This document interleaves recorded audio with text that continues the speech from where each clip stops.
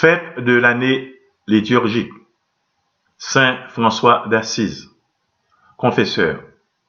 4 octobre.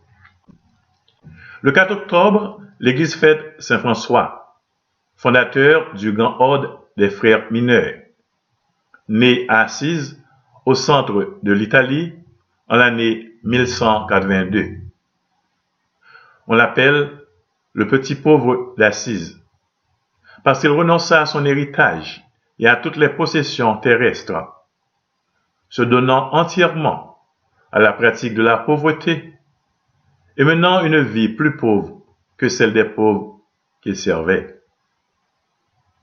Quoique le martyre corporel ne fût pas son lot, Dieu réservait à Saint François quelque chose de plus grand, rien moins que les plaies du divin crucifié dans son propre corps. Vers la fin de sa vie, il pria pour obtenir deux faveurs très spéciales. La première, réaliser dans son corps et dans son âme les souffrances de Jésus-Christ. L'autre, pouvoir remplir son cœur, autant que possible, de l'amour extrême qui porte à notre Seigneur à endurer ses souffrances pour l'homme.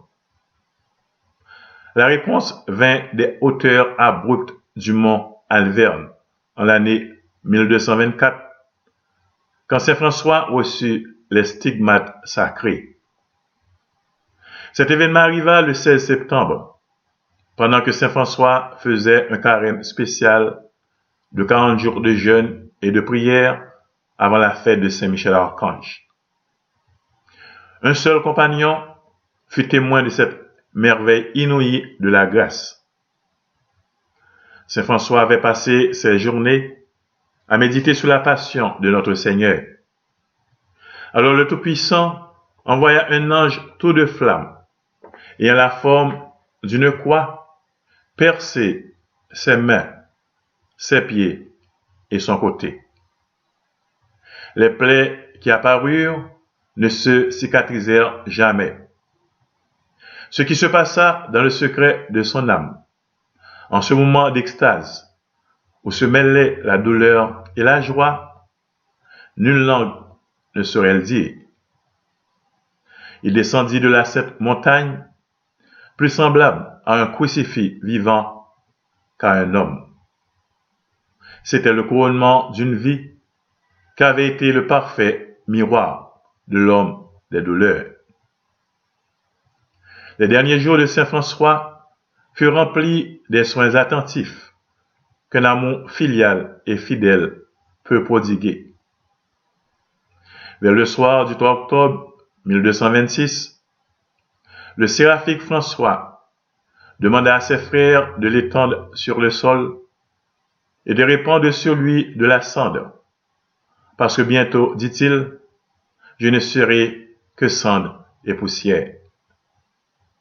Aussitôt, il commença à chanter avec une vigueur inaccoutumée le psaume 141.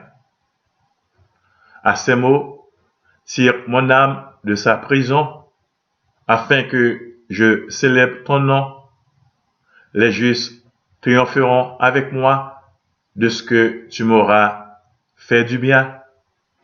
L'âme séraphique du petit pauvre d'Assise s'envola vers Dieu. Dehors, ses petites amies, les alouettes, lançaient leur cri joyeux. Prions. Ô Dieu, qui par les mérites du bienheureux François, avait enrichi votre Église d'une nouvelle famille, faites que par son imitation, nous méprisions les choses de la terre et que nous ayons le bonheur de partager avec lui les dons célestes. Amen.